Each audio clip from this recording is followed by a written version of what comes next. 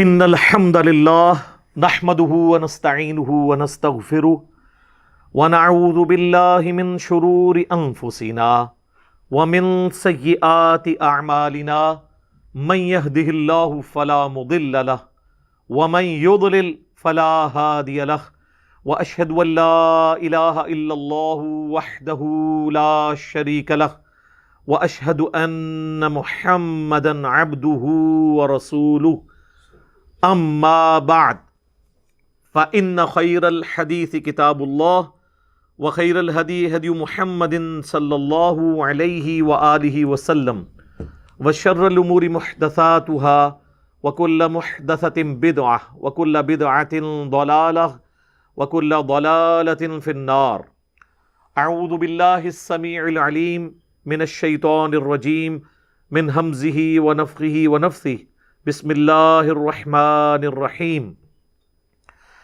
رب اشرح لی صدری ویسر لی امری واحلل عقدۃ من لسانی یفقہوا قولی.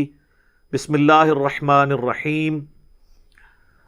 ان اللہ وملائکتہ یصلون علی النبی یا ایہا الذین آمنوا صلوا علیہ وسلموا تسلیما.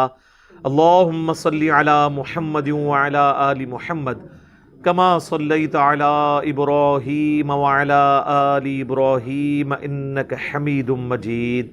اللہم بارک علی محمد وعلی آل محمد کما بارکت علی ابراہیم وعلی آل ابراہیم انک حمید مجید. اللہم ربنا آتنا فی الدنیا حسنۃ وفی الآخرۃ حسنۃ وقنا عذاب النار. ربنا آتنا من لدنک رحمہ وہیئ لنا من امرنا رشدا. لا الہ الا انت سبحانک انی کنت من الظالمین. حسبنا اللہ ونعم الوکیل. یا حی یا قیوم برحمتک استغیث ولا حول ولا قوة الا باللہ العلی العظیم. آمین. الحمدللہ آج 14 فروری 2021 کو سنڈے کے دن قرآن کلاس نمبر 67 میں ہم سورہ النساء کی آیت نمبر 25 سے آنورڈ سٹارٹ کریں گے انشاءاللہ تعالی. اعوذ باللہ من الشیطان الرجیم. بسم اللہ الرحمن الرحیم. وَمَن لَّمْ يَسْتَطِعْ مِنْكُمْ طَوْلًا أَن يَنكِحَ الْمُحْصَنَاتِ. تم میں سے جس کے پاس فائنینشلی طاقت نہ ہو کہ وہ آزاد عورتوں کے ساتھ نکاح کر سکے. المحصنات المؤمنات، مومن عورتیں. فَمِمَّا مَلَكَتْ أَيْمَانُكُمْ مِنْ فَتَيَاتِكُمُ الْمُؤْمِنَاتِ. تو جو تمہارے پاس کنیزیں ہیں، تمہارے قبضے میں لونڈیاں، ان کے ساتھ نکاح کر لے. آزاد عورت کی بڑی اہمیت تھی اس زمانے میں. آزاد عورت، ایک خاندانی عورت کا ملنا ایک مشکل کام تھا عرب کے اندر. ایون آج بھی اگر آپ سعودی عرب کے لوگوں سے پوچھیں، لوگ تو یہاں سمجھتے ہیں کہ عربی عورتیں کرتے رہتے ہیں، وہ چاند ایک امیر عربی ہیں. میرے بھائی عام جو عربی ہیں ان کو تو عورت ملتی ہی نہیں ہے جتنی ریکوائرمنٹ ہے. اتنے نخرے ہیں وہاں پہ عورتوں کے. تو اس زمانے میں آزاد عورت کے ساتھ نکاح تو یہ بڑا مشکل کام تھا. تو اللہ تعالیٰ نے فرمایا کہ جو لونڈیاں، جن کے بارے میں پچھلی دفعہ ذکر کر چکا ہوں، غیر مسلم مردوں کی وہ عورتیں جو میدان جنگ میں لڑنے کے لیے آتی تھیں، وہ عورتیں جو میدان جنگ میں آتی تھیں لڑنے کے لیے، تو ظاہر ہے اسلام میں تو آپ عورت اور بچے کو قتل نہیں کر سکتے میدان جنگ میں، تو ان کو پھر غلام بنایا جاتا تھا. جو ایک سسٹم چل رہا تھا آہستہ آہستہ ڈسکریج ہوا اور وہ ختم ہو گیا. تو وہ جو لونڈیاں ہیں ان میں سے کسی کے ساتھ نکاح کر لو. اور خود اللہ کے محبوب صلی اللہ علیہ وآلہ وسلم نے بھی سیدہ صفیہ جو لونڈی بن کے آئی تھیں نبی علیہ السلام کے پاس، یہودیہ تھیں، بعد میں مسلمان ہوئیں، ان کو آزاد کر کے آپ نے خود ان کے ساتھ نکاح فرمایا اور ان کی آزادی ہی ان کا حق میں ٹھہرا. تو جو غریب لوگ ہیں وہ لونڈیوں کے ساتھ نکاح کر سکتے ہیں اس کے لیے ضروری نہیں کہ وہ لونڈی کو آزاد کریں گے اگر وہ مالک نہیں ہے. مالک ہیں تو ظاہر ہے وہ آزاد بھی کر سکتے ہیں, اور اگر مالک نہیں ہیں تو جن کی وہ لونڈیاں ہیں ان کی اجازت کے ساتھ ان سے نکاح ہو سکتا ہے, لیکن پھر اس نکاح کے بعد اس لونڈی کا جو اوریجنل مالک ہے وہ اس کے ساتھ تعلق نہیں قائم کر سکتا کسی قسم کا. جس طرح کہ اس کی ایک نمائندہ مثال سیدنا عمار ابن یاسر کی جو والدہ تھیں سمیہ, اور والد جو تھے یاسر, یہ سمیہ جو ہے وہ ابو جہل کے چچا کی لونڈی تھیں. بڑا شریف آدمی تھا, اس کے مرنے کے بعد یہ ابو جہل کے قبضے میں آ گئے یہ لوگ, تو اس کے مالک کی اجازت سے حضرت یاسر نے ان کے ساتھ نکاح کیا, ان سے عمار ابن یاسر پیدا ہوئے, اور یہ دونوں ان کے ماں باپ اسلام کے پہلے شہداء ہیں, کیونکہ بعد میں جب چچا مر گیا تو ابو جہل نے قبضہ کر لیا ان کے اوپر, اور ان کے اوپر ظلم ڈھائے اسلام قبول کرنے کے سبب. تو لونڈیاں جو آپ کے قبضے میں نہیں کسی اور کی لونڈی ہیں, تو ایک غلام مسلمان ہے وہ دوسرے غلام کے ساتھ ظاہر شادی کرے گا, آزاد عورت اس کے ساتھ شادی کرنے کے لیے تیار ہی نہیں ہوگی, اور اگر کبھی ہو بھی گئی کسی مجبوری کی وجہ سے تو وہ پھر نکاح نبھ نہیں سکتا. اس کی نمائندہ مثال سیدنا زید بن حارثہ کی شادی سیدہ زینب کے ساتھ اسی لیے نہیں چلی کہ وہ ہاشمی خاتون تھی, یہ غلام زادے تھے, نبی اسلام نے اگرچہ بیٹا بنایا ہوا تھا ان کو لیکن ہے تو غلام تھے, تو اس لیے وہ زیادہ عرصہ وہ شادی چل نہیں سکی. تو اللہ تعالیٰ فرما رہا ہے اگر آزاد عورتیں نہ ملیں تو پھر جو کنیزیں ہیں یا لونڈیاں, جن کے حوالے سے میں پچھلی کلاس میں ڈسکشن کر چکا, آج تفصیل میں نہیں جاؤں گا, ان کے ساتھ نکاح کر لو. واللہ اعلم بایمانکم, اللہ تعالیٰ خوب جانتا ہے تمہارے ایمان کے متعلق کیا کیفیت ہے. بعضکم من بعض, تم میں سے بعض سے ہو, یعنی یہ تو اللہ نے دنیا میں کسی کے لیے آزمائش اس طرح کی بنا دی کہ کوئی مرد ہے, کوئی عورت ہے, کوئی غلام ہے, کوئی آزاد ہے, تو لیکن ہے سب کے سب آدم کی اولاد سے, وہی اسی جنس سے ہوا. فانکحوہن باذن اہلہن, تو نکاح کرو ان لونڈیوں کے ساتھ ان کے سرپرستوں کی اجازت سے.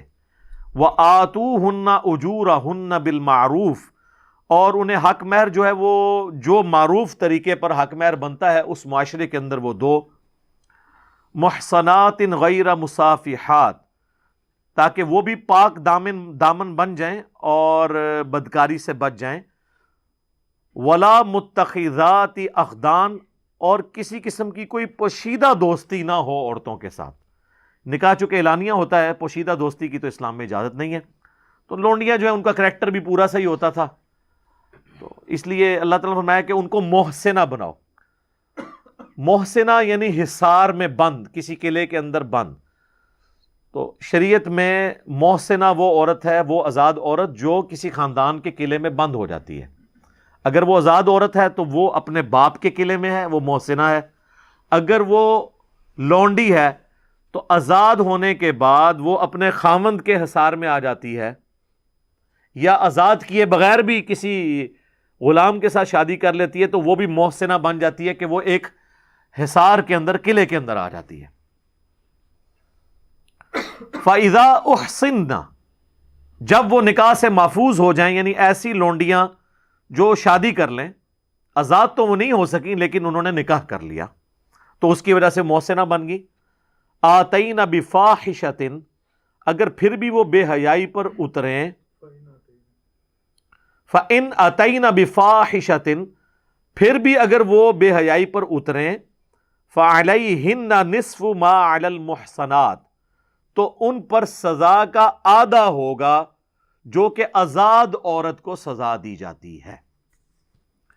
اب یہ جو آیت کا پورشن ہے, اس سے وہ لوگ جو شادی شدہ زانی کی سزا رجم کے قائل نہیں ہیں, جس کے اوپر سنی اور شیعہ کا اجماع ہے, بخاری اور مسلم میں درجنوں احادیث ہیں, وہ اسی آیت کے حصے کا سہارا لیتے ہیں. وہ یہ کہتے ہیں کہ جب قرآن کہہ رہا ہے کہ جو لونڈی ہے اس کو آدھی سزا دی جائے گی, شادی کے بعد بھی اگر وہ بے حیائی کرتی ہے تو رجم تو آدھا نہیں ہو سکتا, رجم تو پورا ہی ہوتا ہے. یعنی رجم میں تو یہ ہوتا ہے کہ زمین میں گاڑ کے زانی شادی شدہ کو پتھر مار کے اسے ہلاک کر دیا جاتا ہے. وہ سورہ نور میں جب آئے گا تو میں ڈیٹیل سے ڈسکس کروں گا, آلریڈی میری کئی ایک ویڈیوز اس پہ ریکارڈ ہیں. تو اب جو لونڈی اگر بے حیائی کرتی ہے تو اب آدھا رجم کس طرح کیا جائے؟ تو وہ کہتے ہیں اس میں امپلائڈ ہے کہ جو 100 کوڑوں کی سزا آئی ہے سورۃ النور کے اندر، وہی شادی شدہ کی بھی سزا ہے اور غیر شادی شدہ کی بھی، کیونکہ 100 کوڑے تو آدھے ہو کے 50 ہو سکتے ہیں، رجم کا آدھا نہیں ہو سکتا۔ اب یہ لاجیکلی تو ان کی بات درست ہے اگر یہ معاملہ اسی طریقے سے ہو، لیکن اگر آپ ان آیات کو دقت نظر سے دیکھیں اور جہاں سے یہ ٹاپک سٹارٹ ہوا تھا والمحصنات من النساء، تو میں نے پہلے بھی عرض کیا کہ محسنہ قلعے میں بند عورت، 2 عورتوں کے لیے محسنہ لفظ بولا گیا، ایک وہ غیر شادی شدہ عورت جو آزاد عورت ہے، جو اپنے باپ کے انڈر رہ رہی ہے لیکن وہ غلام نہیں ہے، وہ بھی محسنہ ہے، اور وہ شادی شدہ عورت جو ہے تو لونڈی یا غلام یا کنیز تھی لیکن اب خاوند کے انڈر آ گئی تو وہ بھی محسنہ ہے۔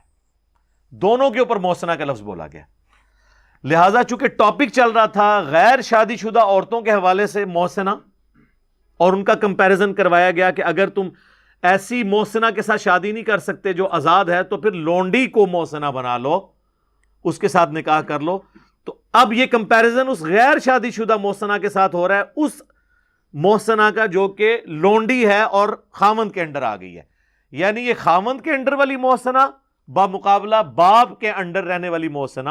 تو اب آپ کو یہ بات سمجھ آئے گی کہ وہ غیر شادی شدہ محسنہ ہے جس کے بارے میں 100 کوڑے ہیں، تو اس کے آدھے اس کو لگیں گے۔ اگر کوئی لونڈی شادی شدہ کرے گی تو شادی شدہ لونڈی کو رجم نہیں کیا جائے گا بلکہ اس سے 50 کوڑے لگائے جائیں گے۔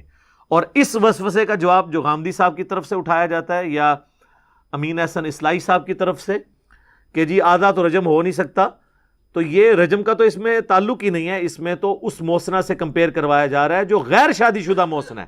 تو غیر شادی شدہ کے لیے تو ہم رجم کے قائل بھی نہیں ہیں، اس کے لیے سورۃ النور میں 100 کوڑوں کی سزا آئی ہے، اس کے ساتھ کمپیئر کریں گے تو 50 کوڑے بنتے ہیں۔ یہ میں نے یہاں پہ کلیئر کر دیا، باقی انشاءاللہ سورۃ النور میں جب جائیں گے تو تفصیل سے انشاءاللہ تعالیٰ اس کو ڈسکس کریں گے۔ فَعَلَيْهِنَّ نِصْفُ مَا عَلَى الْمُحْصَنَاتِ مِنَ الْعَذَابِ، وہ جو آزاد عورتوں کے لیے جو غیر شادی شدہ ہیں ان سے آدھا عذاب یعنی آدھی تکلیف 50 کوڑے انہیں دی جائے گی۔ ذَلِكَ لِمَنْ خَشِيَ الْعَنَتَ مِنْكُمْ، یہ لونڈیوں سے نکاح کی اجازت اس کے لیے ہے جسے خطرہ ہو کہ وہ بدکاری میں مبتلا ہو جائے گا، بشرطے کہ وہ اب نبھا بھی سکے شادی، یعنی اس کے فائنینشیل ریسورسز اتنے ہونے چاہیے۔ وَأَن تَصْبِرُوا، اور اگر تم صبر اختیار کرو گے، خَيْرٌ لَكُمْ، تو تمہارے لیے بہتر ہے۔ وَاللَّهُ غَفُورٌ رَحِيمٌ، اور اللہ تعالیٰ بخشنے والا اور رحم فرمانے والا ہے۔ صبر ظاہر ہے وہ تو میں نے پہلے بھی سورۃ النساء کے تعارف میں ڈسکس کیا تھا، صبر پھر یہی ہے جو صحیح بخاری میں حدیث ہے اور مسلم میں بھی موجود ہے، دونوں کتابوں میں ہے، متفقن علیہ ہے کہ اے نوجوانوں کے گروہ، جو تم میں سے استطاعت رکھتا ہے نکاح کرنے کی تو وہ نکاح کر لے۔ نکاح کرنا نگاہوں کو نیچا رکھتا ہے اور شرمگاہ کی حفاظت کا ذریعہ ہے، اور جو تم میں نکاح کرنے کی استطاعت نہ رکھتا ہو یعنی فائنینشیل استطاعت، تو وہ روزے رکھے اور اس کے ذریعے اپنے اس معاملے کو ایڈریس کرے، سیکس والے جو جذبے کو ایڈریس کرنے کے لیے وہ روزے رکھے۔ یرید اللہ لیبین لکم، اللہ تعالیٰ چاہتا ہے کہ شریعت کے احکام کھول کھول کر تم سے بیان کرے۔ وَيَهْدِيَكُمْ سُنَنَ الَّذِينَ مِن قَبْلِكُمْ، اور تمہیں اس راستے پر چلائے جو تم سے پہلے کامیاب لوگوں کا راستہ ہے، ان لوگوں کے راستے پر، ان کی راہوں پر۔ وَيَتُوبَ عَلَيْكُمْ، اور تم پر اپنی رحمت کے ساتھ متوجہ ہو۔ وَاللَّهُ عَلِيمٌ حَكِيمٌ، اور اللہ تعالیٰ علم والا ہے، حکمت والا ہے۔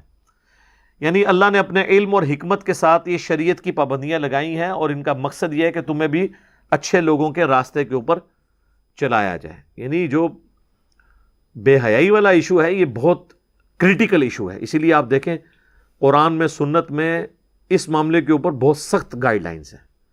اسلام کے جو پردے کے اور سیکس ڈسپلن کے احکامات ہیں وہ بہت سخت ہیں۔ واللہ یرید ان یتوب علیکم، اور اللہ تو چاہتا ہے کہ تم پر رحمت فرمائے، رحمت کے ساتھ متوجہ ہو تمہاری طرف۔ وَيُرِيدُ الَّذِينَ يَتَّبِعُونَ الشَّهَوَاتِ، اور جو لوگ خواہشات نفسانی کی پیروی کرنے والے ہیں ان کی تو خواہش یہ ہے ان تمیلوا میلا عظیما کہ تم بھی حق سے بالکل منہ موڑ لو اور ان کے راستے کے اوپر آ جاؤ، یعنی جو بے حیائی کا پرچار کرنے والے لوگ ہیں۔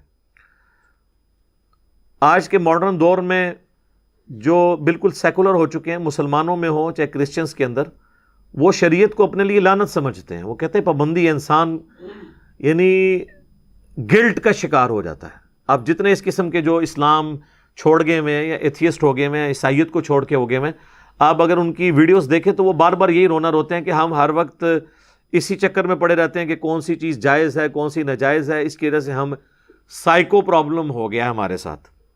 حالانکہ یہ سائیکو پرابلم نہیں ہے، بلکہ ان پابندیوں کے اندر اللہ کی رحمت چھپی ہے ہمارے لیے، اور ہم لاجیکلی اس کے اوپر ڈیبیٹ کر سکتے ہیں۔ مجھے بتائیں اگر اسلام کا سیکس ڈسپلن نہ ہو تو کیا میاں بیوی کامیاب ازدواجی زندگی گزار سکتے؟ تو انسان کو اللہ نے جانوروں کی طرح تو پیدا نہیں کیا، یہ تو ایک خاندانی نظام کو لے کے چلتا ہے۔ خاندانی نظام کے لیے یہ ضروری ہے کہ سیکس ڈسپلن ہو۔ اگر سیکس ڈسپلن نہیں ہوگا خاندانی نظام ٹوٹ پھوٹ کا شکار ہو جائے گا۔ خاندانی نظام دو چیزوں کے اوپر ہی ڈیپینڈنٹ ہے، جو میاں بیوی کا تعلق ہے وہ کس پہ ہے؟ نمبر 1 سیکس اور نمبر 2 اولاد۔ انہی دو چیزوں کی وجہ سے میاں بیوی کا تعلق قائم رہتا ہے۔ ان میں سے ایک بھی معاملہ ڈسٹرب ہو جائے تو علیحدگی ہو جائے گی۔ تو ظاہر ہے انسانوں نے کوئی جانوروں والی زندگی تو نہیں گزارنی، ایک خاندانی نظام کو لے کے چلنا ہے۔ جب خاندانی نظام کو لے کے چلنا ہے انہوں نے، تو پھر سیکس ڈسپلن بھی سخت ہوگا اور اس میں کسی قسم کی ٹالرنس نہیں ہوگی۔ پھر یہ حجاب، پردہ، یہ ساری کی ساری چیزیں ہوں گی، تو پھر شریعت کی پابندیاں بھی آئیں گی۔ اگر ایک مرد ایک سے زیادہ عورتوں کی طرف متوجہ ہوگا تو وہ اپنی بیوی کے ساتھ کیسے مخلص ہوگا؟ اور اگر ایک عورت ایک سے زیادہ مردوں کے ساتھ اٹیچ ہو جائے گی تو وہ کیسے مخلص ہوگی؟ یہ خاندانی نظام چل ہی نہیں سکتا۔ یہ ڈیپینڈنٹ ہے اس کے اوپر کہ میاں بیوی ایک دوسرے کے علاوہ کسی اور کی طرف متوجہ نہ ہو، تو اس کے لیے پھر سیکس ڈسپلن ہوگا، پردہ بھی ہوگا، آنکھوں کی حفاظت بھی ہوگی، جو سورہ نور میں آیا کہ مومن مردوں کو حکم دو کہ اپنی نگاہوں کو نیچا رکھیں، اور مومن عورتوں کو حکم دو کہ اپنی نگاہوں کو نیچا رکھیں۔ اچھا، یہ نگاہوں کو نیچا رکھنا یہ کئی فتنوں سے آپ کو آزاد کر دیتا ہے، صرف سیکس کے پوائنٹ آف ویو سے نہیں، دنیاوی خواہشات سے بھی۔ یہ جو لوگوں کو خام خواہ ہر چیز کو دیکھنے کی عادت ہوتی ہے نا، موٹر سائیکل پہ چلتے ہوئے بھی 50 جگہ وہ دیکھ رہے ہوتے ہیں، ٹھیک ہے، لوگوں کی گاڑیوں کو دیکھ رہے ہوتے ہیں کون سا ماڈل آیا ہے، نمبر پڑھ رہے ہوتے ہیں کیڑے شہر دی ہے، تو بس وہ اسی چکر میں ہی پڑے رہتے ہیں۔ یہ صرف بد نگاہی یہ نہیں ہے کہ آپ نے بے حیائی کے حوالے سے نگاہوں کی حفاظت کرنی ہے، بد نگاہی یہ بھی ہے کہ آپ خام خواہ لوگوں کی نعمتوں کے اوپر نظر رکھے ہوئے ہیں، اور آپ کے اندر خام خواہ کا وہ جیلسی فیکٹر پیدا ہو، اور اندر ہی اندر آپ کوڑتے رہیں، اور پھر اس چیز کو حاصل کرنے کے لیے آپ حرام اور حلال کی تمیز گنوا دیں۔ دنیا کے جتنے فتنے نا ان کا آغاز آنکھ سے ہوتا ہے، جتنے فتنے، خواہشات جتنی بھی جڑی ہیں وہ آنکھ کے ساتھ ہے۔ تو نگاہوں کو نیچا رکھنا ہے۔ کہتے پہلی نظر معاف ہے۔ پہلی نظر معاف کا یہ مطلب نہیں کہ نظر ڈال کے معافی مانگنی ہے، پہلی نظر ہے اچانک اٹھ جانے والی نظر۔ وہ مسلم شریف کے الفاظ ہیں، مولا علی کہتے ہیں کہ نبی علیہ السلام نے فرمایا کہ مجھے اللہ نے یہ حکم دیا ہے کہ اچانک جو نظر اٹھ جائے میں فوراً نیچی کر لوں۔ اچانک کا مطلب ہے کہ فوراً اٹھی۔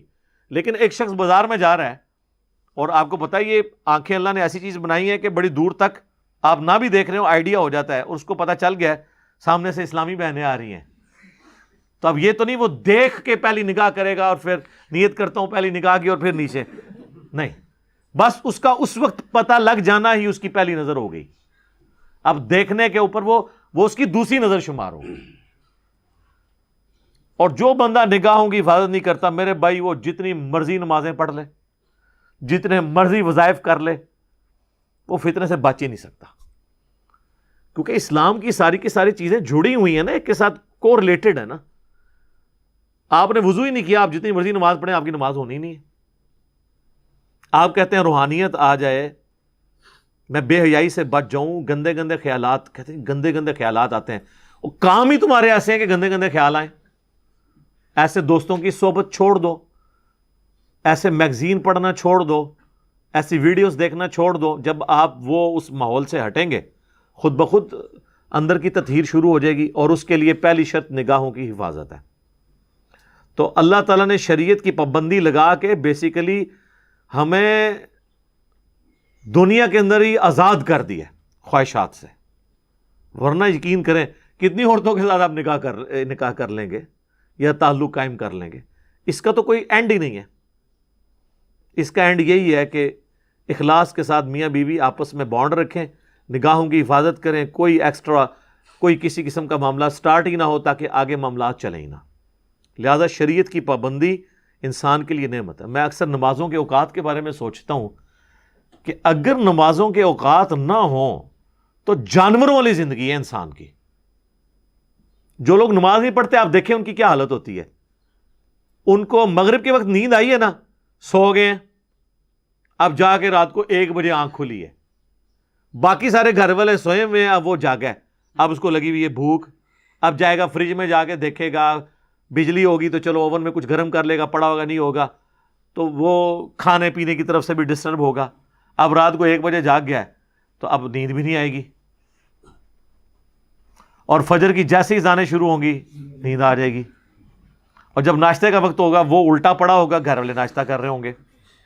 تو نمازوں کا اگر ٹائم ٹیبل نہ ہو تو جانوروں والی زندگی ہے آپ کی. نماز کی وجہ سے ہم اپنے ٹائم ٹیبل کو مینٹین رکھتے ہیں. عصر کے بعد آئے ہیں نا، نیند بھی آئی ہے، بندہ کہتا ہے نہیں یار وہ مغرب کی نماز کا ٹائم ہو جائے گا، مغرب پڑھیں گے، اس کے بعد آپ کہیں گے چلو میں اب کھانا کھا لوں، عشاء بھی تو پڑھنی ہے، عشاء پڑھ کے ایک دفعہ ہی سوؤں گا.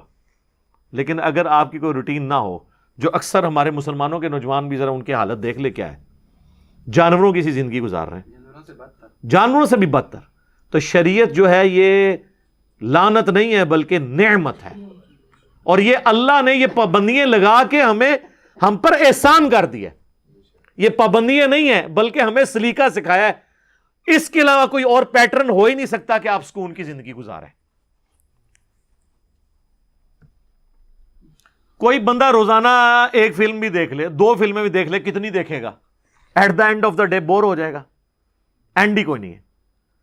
انسان کی زندگی ایک خاندانی زندگی ہے جس میں ماں باپ بیوی بچوں کے حقوق ہیں، وہ اپنے معاملات کو لے کے چلنا ہے، اللہ کے حقوق پورے کرنے ہیں، ایک ڈسپلن لائف گزارنی ہے آپ نے.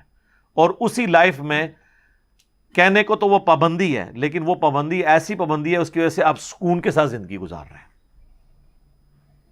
دنیا میں بھی آپ دیکھ لیں، آپ کسی ڈاکخانے کے باہر بینک میں یا ڈاکخانے کے باہر بل جمع کروانے کے لیے کھڑے ہوں اور وہاں پہ 1000 لوگ بل جمع کروانے کے لیے آ جائیں، اگر تو وہ قطار میں کھڑے ہوتے ہیں تو پھر تو سارے کرا لیں گے، اور اگر قطار نہیں بنتی تو پھر تو شام تک بھی فارغ نہیں ہوں گے، اور لڑائی جھگڑا بھی الگ سے ہوگا. ڈسپلن کا یہ فائدہ ہوتا ہے. اس طرح شریعت بھی ایک ڈسپلن ہے. تو اللہ تعالیٰ فرماتا ہے کہ جو خواہشات کی پیروی کرنے والے لوگ ہیں وہ تو چاہتے ہیں کہ تم لوگ بالکل راہ حق سے منہ موڑ لو، اور اللہ تعالیٰ تمہیں اس رحمت کے ساتھ تمہاری طرف متوجہ ہوتا ہے. رحمت سے مراد شریعت کی پابندیاں. یرید اللہ ان یخفف عنکم، اللہ تو چاہتا ہے تم سے ہلکا کر دے بوجھ. یہ ساری کی ساری پابندیاں لگا کے اللہ نے آپ سے بوجھ ہلکا کیا ہے. شریعت کی پابندی لگا کر آپ کو نفسیاتی مریض بننے سے، انزائٹی سے بچا لیا. وَخُلِقَ الْإِنسَانُ ضَعِيفًا، اور انسان کو تو اللہ نے کمزور پیدا کیا. یہ حقیقت بات ہے. انسان کے پاس صرف ایک چیز ہے جو اس کو سب پہ بھاری کر دیتی، وہ عقل ہے. باقی ہماری جتنی کیپیبلٹیز ہیں نا وہ جانوروں سے بہت کم ہے. ہاتھی جو ہے نا وہ زمین پہ پاؤں مار کے نا 40 کلومیٹر دور تک نا کمیونیکیشن کر لیتا ہے دوسرے ہاتھی کے ساتھ. 40 کلومیٹر. کتے کی سونگنے کی حساب دیکھ لیں. عقاب کتنے کلومیٹرز اوپر سے اپنا شکار نیچے دیکھ لیتا ہے. تو آپ جانوروں کو ذرا کنسیڈر کرنا شروع کریں، بندہ پریشان ہو جاتا ہے. یہ جو سرخاب آتے ہیں رشیا سے، جب وہاں پہ زیادہ ٹھنڈ پڑتی ہے تو وہ ہمارے سب کانٹیننٹ میں آتے ہیں. 5,000 کلومیٹر ایٹ لیسٹ سفر کر کے آتے ہیں ہر سال، اور وہ ہوا میں ہی سفر کرتے بھی سوتے بھی ہیں اور اسی دوران اڑتے رہتے ہیں، اور ان کو یہ بھی پتا ہے کہ ہم نے ویوز جو یعنی ایئر کے جو مختلف لیئرز ہیں کس لیئر میں اڑنا ہے کہ ہم آسانی کے ساتھ یہاں پہنچ جائیں۔ وہ میرے بھائی کے ایک دوست ہیں، تو وہ سرخاب کا شکار کر کے نا تو گھر میں ایک دفعہ سرخاب دینے کے لیے آئے، تو مجھے کہنے لگے علی بھائی یہ پر دیکھیں، یہ وہ پر ہیں جو بوئنگ اور ایئر بس کا کوئی جہاز بھی اس طرح کے پر نہیں رکھتا جو اللہ نے اس کو پر دیے ہیں، فیولنگ کی بھی ضرورت نہیں سر، بس وہ وہاں سے چلتے ہیں اور یہاں وہ سوتے بھی ہیں، کھانے پینے کی بھی کوئی حاجت نہیں ان کو، یہاں پہ پہنچ جاتے ہیں، اور پھر جب موسم دوبارہ نارمل ہوتا ہے وہ واپس چلے جاتے ہیں۔ تو جانوروں کو آپ کسی بھی جانور کی اگر خوبیاں گننی شروع کریں تو بندہ حیران رہ جاتا ہے۔ اچھا یہ جانور بھی تو بیمار ہوتے ہیں، ان کو بھی زخم ہوتے ہیں، ٹھیک ہو جاتے ہیں، اور کپڑے اللہ نے ایسے دیے ہیں ان کو کہ بدلنے کی بھی ضرورت نہیں ہے، ہمیں تو کپڑے دھونے پڑتے ہیں، نئے پہننے پڑتے ہیں، اللہ نے پر دیے ہیں وہ خود بخود ٹوٹتے ہیں، نئے اگتے ہیں، صفائی والا معاملہ بھی ان کا ہوتا رہتا ہے، ان کو کوئی نلاتا دھلاتا نہیں ہے۔ تو آپ ایک اگر جانوروں کی کوالٹی دیکھیں تو انسان تو آپ کو نظر آئے گا کہ واقعی یہ جو اللہ نے فرمایا میں خلق الانسان ضعیفا، اتنا کمزور ہے انسان کہ آپ انسان کے بچے کو ٹیبل پہ رکھ دینا وہ نیچے گر جائے گا، لیکن آپ بلی کا چھوٹا سا بچہ بھی ٹیبل پہ رکھیں وہ نیچے نہیں گرے گا، اس کی جبلت میں اللہ نے ڈال دیا۔ یہ جو مرغیوں کے چھوٹے چھوٹے چوزے جب نکلتے ہیں انڈے سے، کس اسکول میں جاتے ہیں وہ؟ دانا چگنا سیکھنے کے لیے، پانی پینے کے لیے، اور جب چیل آتی ہے تو وہ اپنے ماں کے پروں کے نیچے آتے ہیں، ان کو کس نے یہ ساری چیزیں سکھا دی ہیں؟ یہ اللہ تعالیٰ نے ان کی جبلت میں، انسٹنکٹ میں ساری خوبیاں ڈال دی ہیں،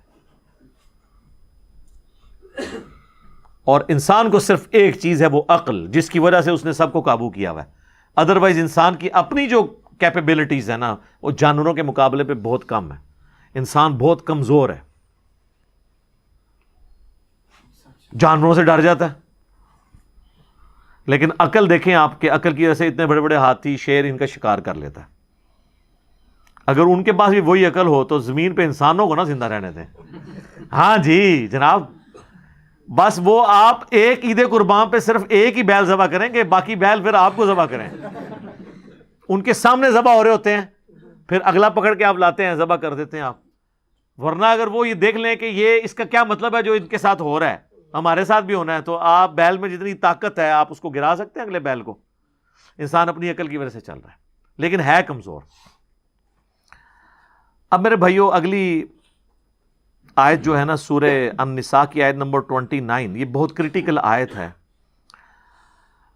انسانی تمدن کے اعتبار سے انسان چونکہ ایک خاندانی زندگی کے ساتھ اپنے سارے معاملات کو لے کے چل رہا ہے، ایک معاشرے کو وجود بخشا جاتا ہے خاندانوں کے ذریعے، تو کسی بھی معاشرے کی بقا دو چیزوں کے اوپر ہے، نمبر 1 احترام جان اور نمبر 2 احترام مال۔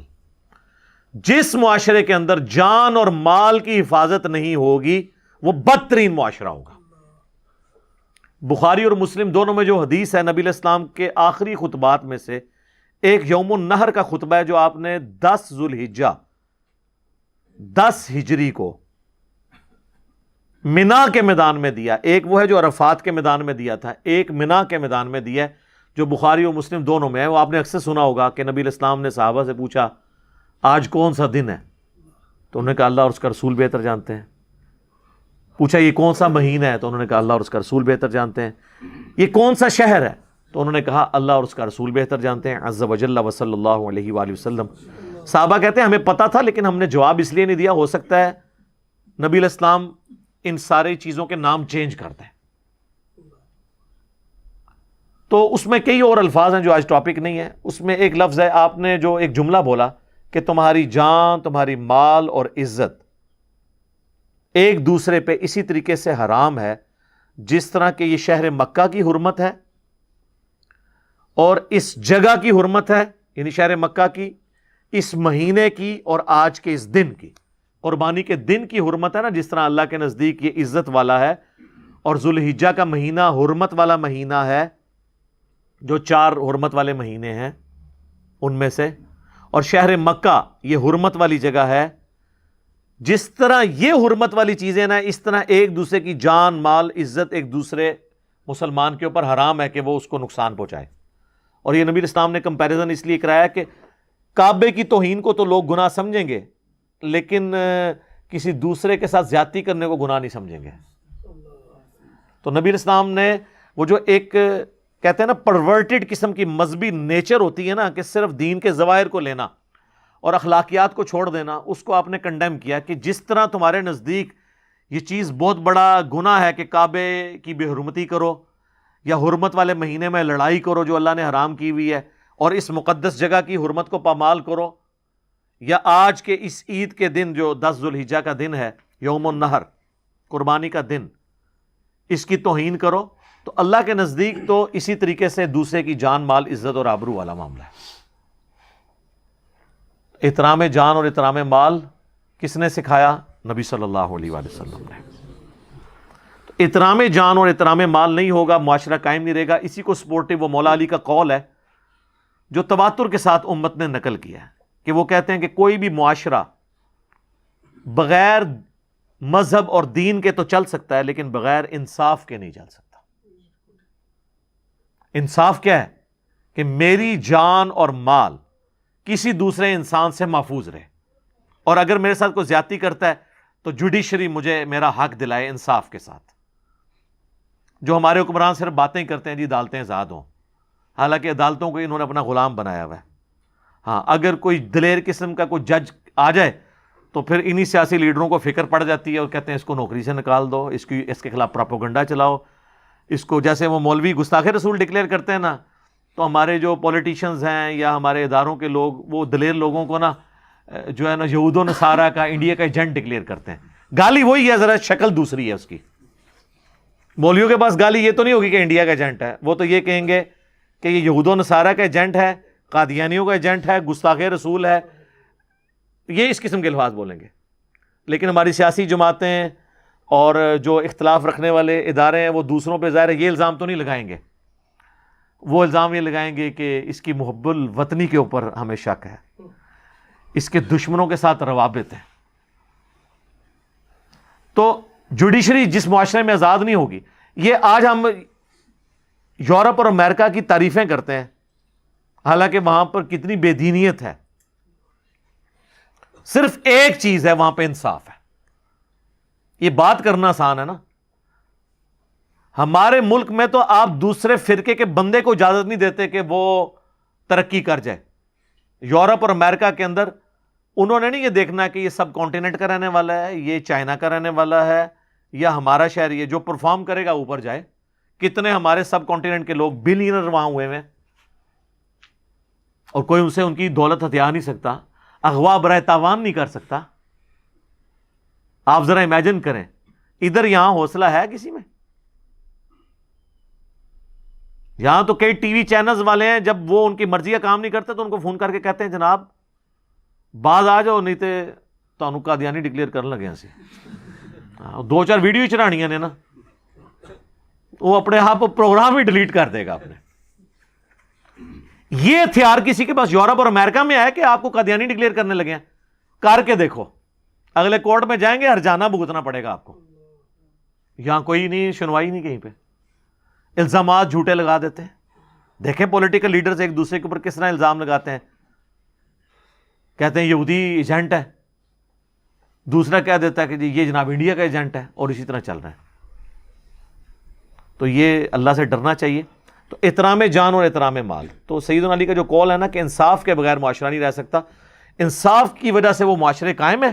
اور آج آپ دیکھ لیں وہاں پہ لوگ سکون کی زندگی گزار رہے ہیں. یہاں پہ آپ اپنے مذہب پہ بات کرتے ہوئے ڈرتے ہیں کہ مولوی چوکی نہ دے تو کدھرے. آپ یورپ امریکہ میں چلے جائیں، آپ کو یہودی اور عیسائی پادریوں سے بھی خطرہ نہیں ہوگا کہ آپ دین کی بات کر رہے تھے، یہ آپ کے ساتھ کوئی ایکٹیویٹی پرفارم کر دیں. تو اسی لیے یہاں جتنے لوگ ہیں وہ پولیٹیکل اسائلم کے لیے یا مذہبی طور پہ اپنے آپ کو علماء کرام کے شر سے بچانے کے لیے غیر مسلم ملکوں میں ہی تو جاتے ہیں، مسلمان ملکوں میں تو نہیں جاتے. آپ دیکھ لیں کتنے آپ کے علماء وہاں بیٹھے ہوئے ہیں. جاوید احمد غامدی صاحب ہندوؤں کے ڈر سے وہاں بیٹھے ہوئے، لیکن وہاں دیکھ لیں وہ بیٹھے ہوئے ہیں، اب امریکہ چلے گئے تو وہاں ان کو سکون ہے. اپنی بات ٹھیک ہے، علمی اختلاف کوئی رکھ سکتا ہے وہ اپنی جگہ، لیکن یہاں پہ لوگ علمی اختلاف نہیں رہنے دیتے. مجھے خود غامدی صاحب بتانے لگے کہ میں تو 5 وقت نماز پڑھتا تھا مسجد میں، ماڈل ٹاؤن میں جب رہتے تھے. تو ایک دن کہتے ہیں ایک مسجد کے بزرگ نے مجھے سائڈ پہ جا کے کہا، اور کہا بڑے اخلاص کے ساتھ، کہ دیکھیں آپ کی مطلب اللہ کے ساتھ کمٹمنٹ اپنی جگہ، لیکن آپ اپنی جان کے تو دشمن ہیں، ہمارے پہ مہربانی فرمائیں، یہاں پہ بم پھٹا تو ہم آپ کے ساتھ خام خواہ شہید ہو جائیں گے، تو آپ گھر میں نماز پڑھا کریں. کیونکہ ان دنوں وہ یہ ضرب عضب اور رد الفساد نہیں ہوا تھا نا، تو اس لیے جو نان اسٹیٹ ایکٹر ہیں نا وہ بڑے عروج پہ تھے، اور غامدی صاحب ان کے خلاف کھڑے ہوئے تھے. ٹھیک ہے، مولوی تو ظاہر آپ کو پتہ ہے سپورٹر تھے، اور کسی زمانے میں ہمارے وہ ریاستی ادارے بھی ان کے سپورٹر تھے. وہ جب پھر ان اداروں کو فٹ ہوئے وہ بندے، ہم تو اس وقت بھی کہتے تھے یہ تمہارے گاٹے فٹ ہو رہیں گے، اپنی جو ہے نا یہ ڈاکٹرن بدلو، اپنا نیریٹو بدلو. اب شکر ہے کہ ان کو سمجھ آئی، لیکن بہت بعد میں سمجھ آئی، جب ہمارے کتنے فوجی جوان شہید ہوئے، آج تک کتنے لوگ شہید ہو رہے ہیں، اب جا کے یہ سکون ہوا ہے کافی حد تک. تو وہ غامدی صاحب کہتے ہیں مجھے وہ کہنے لگے بڑے اخلاص کے ساتھ کہ بھی آپ گھر ہی نماز پڑھا کریں. تو کہتے ہیں اس دن میں نے پھر فرسٹ ٹائم یہ سوچا کہ میں نے کبھی سوچا بھی نہیں تھا میں نے ملک چھوڑ کے جانا ہے. تو یہاں تو لوگ کہہ دیتے ہیں ملک چھوڑ کے کیوں چلے گئے. جناب آپ کی تو جرت نہیں ہے کہ آپ ایک عالم دین ممبر پہ جھوٹ بول رہا ہو یا غلط حدیثیں بیان کر رہا ہو جو حدیثیں ہو ہی نہ، اور جھوٹے واقعات بیان کر رہا ہو، آپ جمعے کے خطبے کے بعد اس سے سوال بھی نہیں پوچھ سکتے. اپنی تو آپ کی جرت یہ ہے، اور لوگوں کو مشورے دیتے ہیں جی چوک کے رکھو کام. وہ مولوی جو آپ کو حضرت عمر رضی اللہ تعالیٰ عنہ کا یہ واقعہ سناتا ہے نا کہ انہوں نے کرتا سلوا لیا تھا، تو ان کے سلمان فارسی کھڑے ہوئے اور کہا کہ ہم تیرا خطبہ نہیں سنیں گے جب تک یہ پتہ نہ چلے تو نے کپڑے کیسے سلوائے ہیں، کیونکہ مال غنیمت سے ہر شخص کو ایک چادر ملی تھی، تو ایک چادر میں تو تیرا لباس نہیں بنتا، یہ تو نے کیسے سلوایا. تو انہوں نے کہا کہ میرا بیٹا جواب دے گا. انہوں نے اپنی چادر اپنے باپ کو گفٹ کی، ان 2 چادروں سے ان کا لباس بنا. تو انہوں نے کہا ہاں اب تم بیان کرو، ہم سنیں گے بھی، تم حکم دو، ہم اطاعت بھی قبول کریں گے. یہ واقعہ جو مولوی بیان کر رہا ہوتا ہے نا، ممبر سے اترنے نہیں آپ نے اس کو دینا، کیونکہ حضرت عمر کو بھی ممبر پہ ہی پوچھا تھا. وہیں آپ کھڑے ہو کے پوچھیں کہ حضرت صاحب آپ 4 سال پہلے ایک سائیکل پہ آئے تھے، آج آپ نے ڈرائیور بھی اور ہونڈا سیوک رکھی ہوئی ہے، یہ کہاں سے آئی ہے؟ آپ کی تنخواہ تو 25,000 ہے، 25,000 کا تو پیٹرول بھی نہیں اس میں پورا ہوتا. تو یہ اللہ کی اتنی مہربانی آپ پہ کیسے ہوئی ہے؟ حضرت عمر کی سنت پہ عمل کرتے ہوئے ذرا بتائیں. تو 3-4 دہشت گرد قسم کے اس کے چیلے وہاں کھڑے ہوں گے، وہ کہیں گے کہ آپ کو مفتی صاحب سے بات کرنے کی تمیز نہیں ہے. ایک صحیح جملہ ہے انہوں نے، یا کہیں گے آپ ذرا کمرے میں تشریف لیں. کمرے نہیں جانا، ہاں کمرے گئے تو ہوتا جنت ہی پہنچا دیں تو. ہاں جی کمرے نہیں جانا. انہوں نے کو تقریر باہر کی تھی، جواب بھی باہر دو، کمرے نہیں جواب دینا. تقریراں کر دیو باہر ممبراں ہوتے ہیں تو جواب لینا سے کہا دیو کمرے چاہو توڑا اکرام مسلم کریے. تو سب کہانی ہے، یہ نہیں آپ کے اکاؤنٹیبل ہو سکتے. صرف آپ ان کی تقریریں سن لیں.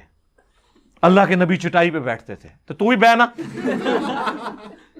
نہ چھوڑ دیں میرے بھائی. ان کا لیونگ سٹینڈرڈ آپ دیکھیں، آپ حیران ہو جائیں گے. کوئی پرائم منسٹر، کوئی آرمی چیف اس لائف کو نہیں انجوائے کر رہا جو یہ لوگ کر رہے ہیں. آرمی چیف یا پرائم منسٹر کی تو عزت لوگ اس کے عہدے کے دبدبے کی وجہ سے کریں گے، اور اتنا ہی عرصہ کریں گے جتنے دن ہے وہ. بعد میں آپ دیکھ لیں آج مشرف کا کیا حال ہو رہا ہے. لیکن علماء وہ ہیں جن کی لوگ اندر سے عزت کرتے ہیں اور مرتے دم تک کرتے ہیں، وہ ریٹائر بھی نہیں ہوتے. کیوں کہ وہ انہوں نے جو ان کو جنت میں لے کے جانا ہے نا، اتنی مت مار دی ہے یار انہوں نے. تو وہ بات کہاں سے کہاں چلی گی، چونکہ یہ آیت بہت کریٹیکل ہے. آیت نمبر 29 سورہ النساء کی، احترام جان اور احترام مال. یا ایھا الذین آمنوا لا تأکلوا اموالکم بینکم بالباطل، اے اہل ایمان مت مال ہڑپ کرو ایک دوسرے کا باطل طریقے سے. الا ان تکونوا تجارۃ عن تراض منکم، ہاں تم مل جل کر کوئی پارٹنرشپ کر کے تجارت کے ذریعے کوئی مال کماتے ہو کہ آدھا وہ پارٹنر ہے آدھا آپ ہیں اور کمائی ہوتی ہے، یا ایک سلیپنگ پارٹنر ہے محنت دوسرے کی ہے، سرمایہ اس کا تھا تو اب اس کی جو انکم ہے ظاہر ہے اگرچہ آپ کا سرمایہ نہیں تھا لیکن محنت تو آپ کی ہے نا. تو اب اس کے مال سے جو کمائی ہے وہ تو آپ کھا سکتے ہیں، وہ کاروبار ہے مداربہ یا مشارکہ کی شکل میں، ویسے نہیں کسی کا مال ہتھیا سکتے۔ وَلَا تَقْتُلُوا أَنفُسَكُمْ، اور مت اپنے آپ کو قتل کرو۔ یہاں اپنے آپ سے مراد ہے کہ ایک مسلمان کو مارنا گویا اس نے اپنے آپ کو ہی مارا ہے، اس نے اپنے معاشرے کا قتل کیا ہے، یعنی ایک دوسرے کو قتل مت کرو۔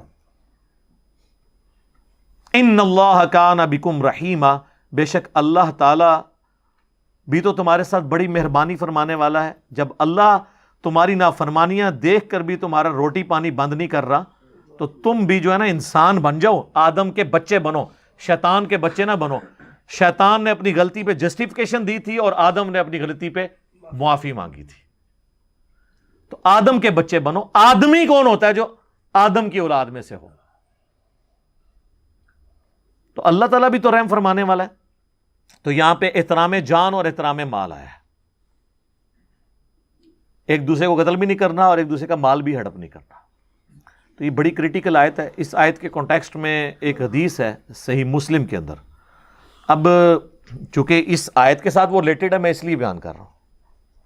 صحیح مسلم میں حدیث ہے انٹرنیشنل نمبر کے مطابق 4776، جو ہم نے اپنے کربلا والے ریسرچ پیپر میں بھی ڈالی ہوئی ہے، کہ عبد الرحمن بن عبد رب کعبہ ایک تابعی ہیں، وہ کہتے ہیں کہ میں خانہ کعبہ شریف میں داخل ہوا اور میں نے دیکھا کہ حضرت عبداللہ بن عمر بن عاص جو صحابی ہیں، وہ خانہ کعبہ کی دیوار کے ساتھ ٹیک لگائے ہوئے اصحاب کو، اپنے ساتھیوں کو، تابعین کو حدیث بیان کر رہے ہیں، جس حدیث کے اندر وہ ترغیب دلا رہے ہیں کہ اپنے حکمران کی اطاعت تم پہ ضروری ہے۔ تو وہ بیٹھ کے حدیث سنتے رہتے ہیں۔ جب وہ حدیث بیان کر چکتے ہیں تو وہ تابعی عبد الرحمن جو ہے وہ حضرت عبداللہ بن عمر بن عاص سے کہتا ہے کہ یہ حدیث جو آپ نے یہاں بیان کی ہے کہ حکمران کی اطاعت کرنی ہے، کیا یہ حدیث آپ نے خود رسول اللہ سے سنی تھی صلی اللہ علیہ وآلہ وسلم؟ تو انہوں نے کہا ہاں، میری آنکھوں نے اللہ کے نبی صلی اللہ علیہ وآلہ وسلم کو دیکھا، میرے کانوں نے آپ سے یہ بات خود سنی اور میرے دل نے اسے یاد رکھا۔ اچھا، تو وہ کہتا ہے کہ آپ تو ہمیں یہ کہہ رہے ہیں کہ حکمران کی اطاعت کرو ہر حال میں، جبکہ آپ کے چچا کا لڑکا معاویہ ابن ابی سفیان جو اس وقت کے حاکم ہیں، ہمارے امیر ہیں، وہ تو ہمیں حکم دیتے ہیں کہ ہم ایک دوسرے کو ناحق قتل کریں اور ایک دوسرے کا مال حرام طریقے سے ہڑپ کریں۔ اور اللہ قرآن میں کہتا ہے، یہی آیت پھر انہوں نے پڑھی، لا تأکلوا اموالکم بینکم بالباطل الا ان تکونوا تجارۃ عن تراض منکم ولا تقتلوا انفسکم۔ اب ہم اللہ کی بات مانیں یا اپنے حاکم معاویہ ابن ابی سفیان کی بات مانیں؟ آپ ذرا لیول دیکھیں، یا تو مفتی کے سامنے کوئی حدیث بیان کرے نا تو وہ کتے کی طرح پڑھتا ہے آگے سے، یہاں ایک تابعی صحابی کو آیت سنا رہا ہے کہ سر جو آپ یہ بات کر رہے ہیں قرآن تو یہ کہتا ہے، ہم کدھر جائیں؟ فرق دیکھا؟ قرآن اسی کہتے ہیں کتابوں کو مانے، اس نے بابے کو نہیں مانا، اس نے کتاب کا حوالہ پیش کیا ہے اپنے سے بہت بڑے بابے کو، یعنی میں رسپیکٹ کے طور پہ یہ لفظ استعمال کر رہا ہوں۔ انہوں نے بھی آگے سے نہیں کہا تم توہین کر رہے ہو، تو وہ خاموش ہو گئے، اپنا سر جھکا لیا۔ تھوڑی دیر خاموشی کے بعد اب سوال ہی بڑا ڈاڑا تھا، ایک تو حکمران کی بات کی اور کہا کہ وہ آپ کا کزن بھی لگتا ہے۔ پھر انہوں نے سر اٹھایا، انہوں نے کہا کہ معاویہ کی اطاعت کرو ان کاموں میں جس میں اللہ کے حکم کے اندر اندر وہ حکم دے، اور جس میں وہ تمہیں اللہ کی نافرمانی کا کہے تم اس کی نافرمانی کرو۔ یہی ایٹیچیوڈ ایک مسلمان کا ہونا چاہیے، اور یہ صحابہ کا ایٹیچیوڈ تھا۔ بخاری اور مسلم دونوں میں حدیث ہے کہ نبی علیہ السلام نے ایک انصاری صحابی کو ایک لشکر کا امیر بنا کر بھیجا، اور اس حدیث کے راوی مولا علی ہیں رضی اللہ تعالیٰ عنہ۔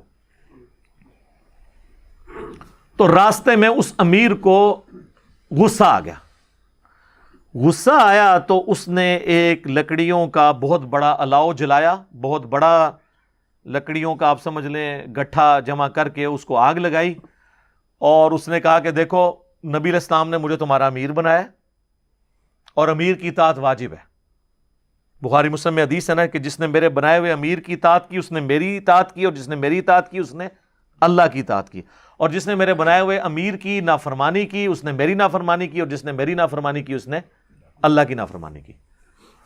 تو اس نے کہا کہ میں تمہارا امیر ہوں اور میں تمہیں حکم دیتا ہوں کہ تم اس آگ میں چھلانگ لگاؤ.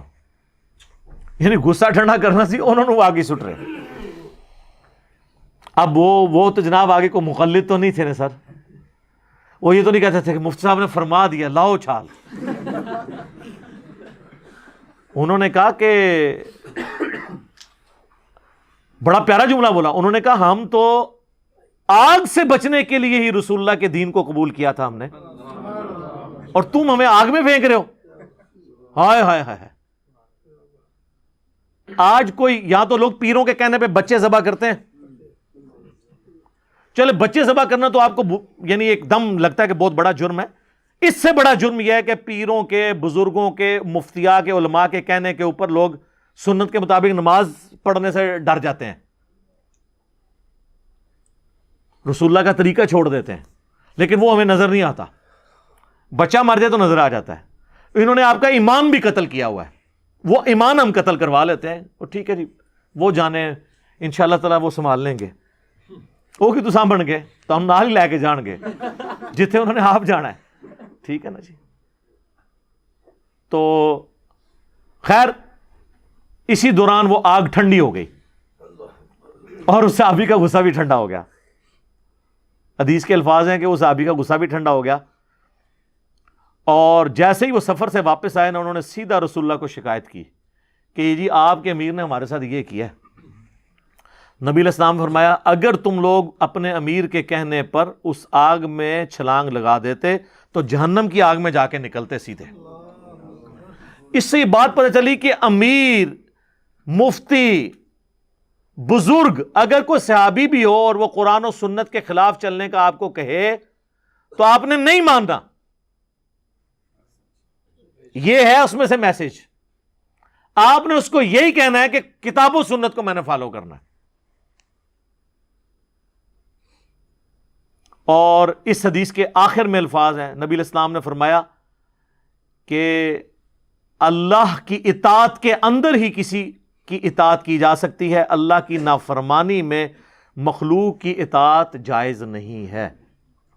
یہ سورہ لقمان میں بھی آیا نا, اللہ تعالیٰ نے فرمایا کہ اگر تیرے ماں باپ بھی تجھے کہیں نا کہ تو میرے ساتھ شریک ٹھہرا تو تو نے ان کا حکم نہیں مانا. حالانکہ ماں باپ کا درجہ اس کائنات میں اللہ رسول کے بعد سب سے بڑھ کر ہے کسی ایک انسان کے لیے حقوق کے اعتبار سے, لیکن وہاں کے وہاں نہیں.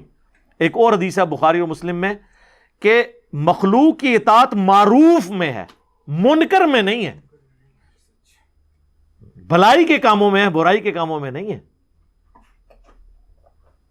اور یہاں پہ لوگ جو ہے نا وہ ان کو قرآن و سنت سے کوئی بات بتا بھی دیں, وہ کہتے ہیں نہیں انہوں نے فرما دیا. یہ سر یہ جو سلوگن ہے نا کہ مرنے سے پہلے اے مسلمان کر لے اس پہ غور, کتابوں کا خدا اور ہے بابوں کا خدا اور, اس کے بغیر چارہ نہیں ہے. کیونکہ بابے تو اپنا اپنا کام ڈالیں گے, بابوں کے شر سے بچنے کے لیے کتابوں سے جوڑنا پڑے گا, اور کتابوں سے آپ جوڑیں گے تو بابوں کے شر سے خود بخود بچ جائیں گے. اصل چیز یہ ہے کہ, اور پھر یہ بات لاجیکل بھی ہے, یہ بابوں کی عزت کیوں ہوتی ہے؟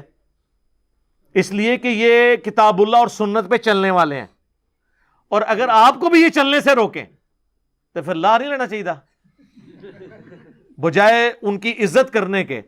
عزت کی بنیاد ہی یہی تھی نا. عزت کی بنیاد کیا تھی کہ یہ جی قرآن پہ اور حدیث پہ چلتے ہیں, اور جو یہ کہ قرآن حدیث ڈائریکٹ نہ پڑھو گمراہ ہو جاؤ گے, پھر اس کے ساتھ کیا کرنا چاہیے؟ اکرام مسلم اس کا کرنا چاہیے نا. تو یہ جناب بڑا تلخ معاملہ ہے, لیکن میں نے اس کو اس لیے اس حوالے سے ایڈریس کیا تاکہ آپ کو یہ معاملات سمجھ آ جائیں کہ اطاعت امیر کی اس وقت تک ہے جب تک کتاب و سنت کے دائرے کے اندر ہے. وَمَن يَفْعَلْ ذَلِكَ عُدْوَانًا وَظُلْمًا, اور جو کوئی سرکشی اور ظلم کرتا ہے, فَسَوْفَ نُصْلِيهِ نَارًا, تو ہم عنقریب اسے آگ میں داخل کریں گے. وَكَانَ ذَلِكَ عَلَى اللَّهِ يَسِيرًا, اور یہ اللہ تعالیٰ کے اوپر بڑا آسان ہے. یہ قیامت مضمر ہے اس جملے میں کہ اللہ پہ یہ بڑا آسان ہے کسی کو آگ میں پھینکنا. اس کا مطلب آپ کو پتا ہے, آگ میں تو ہمارے لیے بھی آسان ہے, اگر آپ پاس اختیار ہے تو آپ پھینک دیں گے. یہ بیسیکلی اس نظریے کا رد ہے جو آج کل ایک ماڈرن ایج میں بہت بڑا فتنہ چل رہا ہے کرسچنس کی طرف سے. وہ کہتے ہیں جی مسلمانوں کا خدا جو ہے نا وہ عذاب کی ہمیشہ وعیدیں سناتا ہے اور ہمارا خدا تو آل لونگ ہے. خدا تو وہ ہوتا ہے جو ہر حال میں اپنی مخلوق سے پیار کرے. تو اس میں تو ظاہر یہ آیت نہیں بیٹھتی کہ جی اللہ پہ بڑا آسان ہے کسی کو آگ میں پھینکنا. انسان کے لیے تو اختیار بھی دیا ہو دل پسیج جاتا ہے. ہم تو ایک بلی کو نہیں آگ میں پھینک سکتے. اللہ کہہ رہے ہیں میرے لیے آسان ہے. یہ بتایا جا رہا ہے کہ اللہ تعالیٰ کے وہ جذبات نہیں ہیں. یہ جو لوگ اکثر کہتے ہیں نا جی اللہ ماں سے بھی 70 گنا زیادہ محبت کرتا ہے. اچھا تو اگلا سوال ہے کیا ابو جہل سے اللہ تعالیٰ اس کی ماں سے زیادہ محبت کرنے والا ہے؟ ابو لہب سے جو اللہ کے دشمن ہے اس کے پیغمبر کے دشمن ہے؟ نہیں. یہ ماں سے زیادہ محبت اس کے لیے جو واقعی کردار ویسا اڈاپٹ کرے گا. اور اللہ کے کوئی جذبات نہیں ہیں, یہ مخلوق کے جذبات ہوتے ہیں.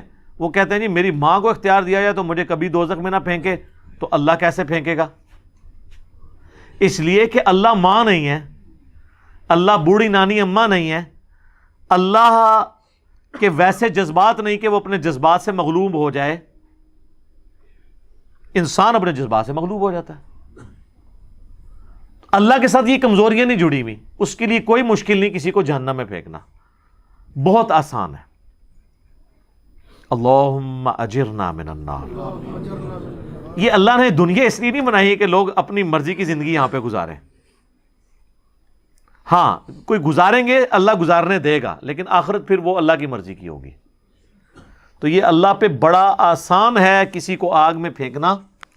قیامت مزبر ہے اس کے اندر, اللہ تعالیٰ کا یہ معاملہ نہیں. اور پھر میں نے ان کرسچنس کو ایک علمی پھکی بھی دی تھی. اگر میں تمہاری لاجک مان لوں گاڈ از آل لونگ, تو یہ بتاؤ کیا تمہیں اختیار دیا جائے کہ تم اپنے دشمن کی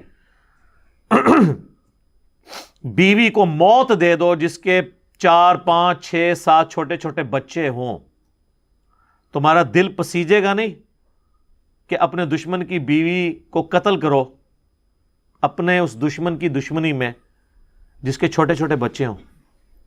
ظالم سے ظالم شخص بھی ایک بار ضرور سوچے گا. تو اگر خدا آل لونگ ہے ان معنوں میں, تو اللہ تو روزانہ ہزاروں ایسے عورتوں کو موت دیتا ہے جن کے چھوٹے چھوٹے بچے ہوتے ہیں.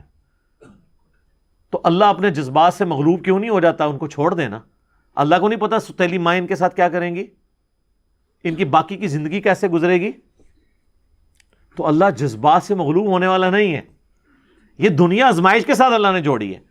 کسی کو دے کے آزمائے گا, کسی سے لے کر آزمائے گا. اور پھر دیکھیں یہ آزمائش اتنی بڑی رکھی ہے کہ جتنے بڑے بڑے لوگ ہیں نا ان کے ساتھ بڑی بڑی آزمائشیں ہیں. حسین ابن علی جیسی آزمائش امت میں سے کسی پہ آئی ہے کیا؟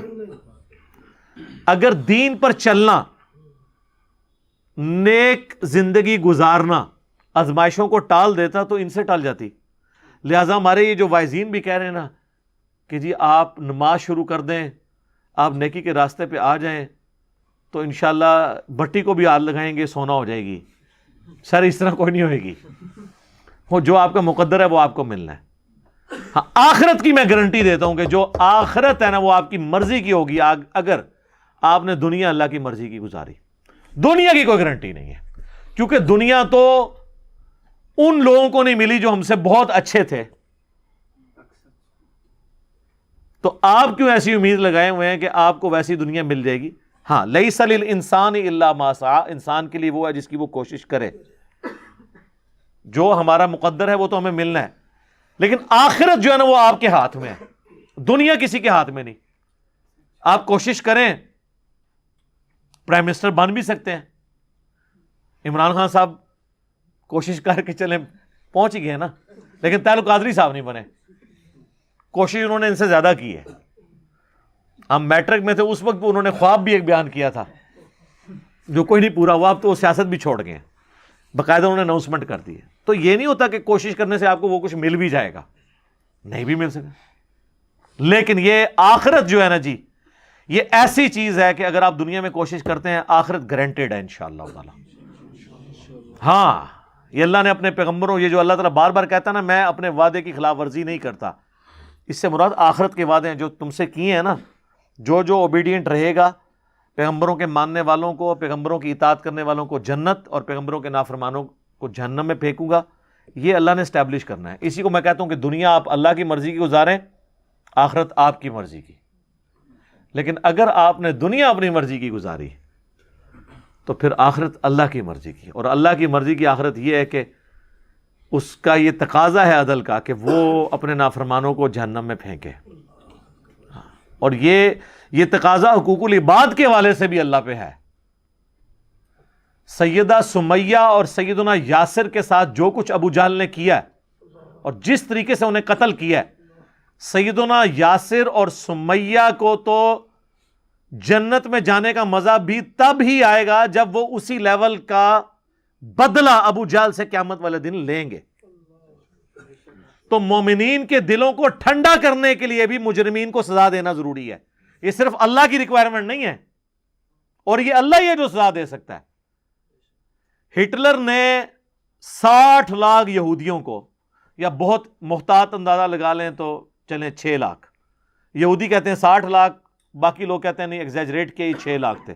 سر 6 لاکھ انسانوں کو بھی 100 فیکٹریاں بنا کے قتل کرنا انوسنٹ لوگوں کو، صرف اس بنیاد پہ کہ وہ مذہبی ہیں. ہمارا ان سے علمی اختلاف یہودیوں سے اپنی جگہ. یہودیوں کو قتل اس لیے کیا گیا جس طرح آج جو کچھ ہمیں مسلمانوں کو وہاں پہ فیس کرنا پڑ رہا ہے نا کہ یہ مذہبی لوگ ہیں، آرتھوڈاکس ہیں، یہ اس ماڈرن معاشرے میں چل نہیں سکتے. یہودی بھی اس طرح بڑے مذہبی ہیں. ان کو اس وقت اس معاشرے کے لیے خطرہ سمجھا گیا. 100 فیکٹریاں بنائی گئی ان کو قتل کرنے کے لیے. ان کی عورتوں کو انٹر کرتے تھے، ایک طرف سے بال ان کے شیو آف کرتے تھے، ان بالوں سے نازیوں کے قالین بنتے تھے. دوسرے چیمبر میں جا کے انہیں بے ہوش کیا جاتا تھا گیس کے ذریعے. تیسرے چیمبر میں ان کو ڈالا جاتا تھا جہاں ان کا جسم پورا گل جاتا تھا، اور آخر میں ایک لیسدار مادہ نکلتا تھا جو وہ کھاد کے طور پہ استعمال کرتے تھے. انسانوں کو قتل کرنے کے لیے 60 لاکھ انسانوں کو، 6 ملین لوگوں کو قتل کرنے کے لیے فیکٹریاں بنائی گئی تھی. ظاہر اتنے بندوں کو مارنا، پھر اس کو ڈسپوز آف بھی تو کرنا ہے. دنیا کی کوئی عدالت ہٹلر کو 60 لاکھ دفعہ پھانسی چڑھا سکتی ہے؟ سر اللہ کر سکتا ہے کہ 60 لاکھ دفعہ قیامت میں ہٹلر کو زندہ کرے اور 60 لاکھ دفعہ اسی تکلیف سے گزارے ایک یہودی کے بدلے میں. تو آخرت کی جو زندگی ہے اس کے بغیر دنیا کی زندگی کو سمجھنا مشکل ہے. اسلام کی ڈاکٹرن آخرت کے ساتھ جوڑی ہے. یہ اکثر لوگ کہہ رہے ہوتے ہیں نا جی اگر اللہ رزق دے رہا ہے تو تھوپیا میں لوگ بھوکے کیوں مر رہے ہیں؟ وہ اس لیے کہ آپ کی ذمہ داری اس نے لگائی ہوئی ہے. کسی کو دے کے ازمایا، کسی سے لے کے ازمایا. ہاں اگر دنیا کی زندگی ہوتی صرف، آخرت نہ ہوتی، تو پھر واقعی تھوپیا والوں کے ساتھ ظلم ہو رہا ہے. یا پاکستان میں عدالتوں کے غلط فیصلوں کی وجہ سے جن لوگوں کے ساتھ زیادتی ہو رہی ہے واقعی زیادتی ہو رئی ہے. لیکن اگر آخرت کی زندگی ہے نا تو سر پھر یہ آزمائش دنیا کی عارضی ہے. آخرت کی ہمیشہ کی زندگی میں کامیابیاں مقدر ہیں. صحیح مسلم میں حدیث ہے، عبداللہ بن عمر کہتے ہیں کہ نبی علیہ السلام سے میں نے خود سنا تھا کہ میرے غریب صحابہ میرے امیر صحابہ سے 40 سال پہلے جنت میں چلے جائیں گے. تو وہ غریب صحابہ کے ساتھ بیٹھا کرتے تھے کہ چلو ان کی صحبت ہے. ظاہر ہے آخرت کا دن 50,000 سال کا دن ہے، اس کے بعد جنت اور دوزخ کا فیصلہ ہونا ہے. ان 50,000 سال میں 40 سال کوئی پہلے جنت میں چلا جائے تو بہت بڑی کامیابی ہے. اور 40 سال تو مشکل سے شعور کی زندگی انسان کی ہوتی ہے، 15-20 سال تو ویسے ہی گزر جاتے ہیں. تو آخرت کے ساتھ اگر دنیا کو جوڑ کے سمجھیں گے نا پھر یہ پورا پرفیکٹ ڈاکٹرن ہے جو اللہ نے اپنے پیغمبروں کے ذریعے دی ہے. لیکن اگر آخرت کو آپ ہٹا دیں گے تو پھر آپ ہود بھائی والی باتیں ہی کریں گے اور رچرڈ ڈاکنز والی باتیں ہی کریں گے. تو آخرت کے ساتھ جوڑیں گے پھر اسلام کا ماڈل پرفیکٹ ہوتا ہے. صرف دنیا کی بات کریں گے تو وہ جتنے اعتراضات کیے جاتے ہیں وہ اپنی جگہ بالکل لاجیکل ہیں، لیکن جب آخرت کی ڈاکٹرن سے جوڑیں گے تو بالکل فٹ ان یہی ماڈل بنتا ہے جو اللہ تعالیٰ نے انسانیت کو دیا ہے. اللہ تعالیٰ سے دعا ہے جو حق بات میں نے کہی اللہ تعالیٰ ہمارے دلوں میں راسخ فرمائے. اگر جذبات میں میرے منہ سے کوئی غلط بات نکل گئی تو اللہ تعالیٰ ہمارے دلوں سے معاف کر دے. ہمیں کتاب و سنت کی تعلیمات پر عمل کر کے دوسرے بھائیوں تک پہنچانے کی توفیق عطا فرمائے. سبحانک اللہم و بحمدک اشہد ان لا الہ الا انت استغفرک و اتوب الیک وما علینا الا البلاغ المبین. جزاکم اللہ خیرا.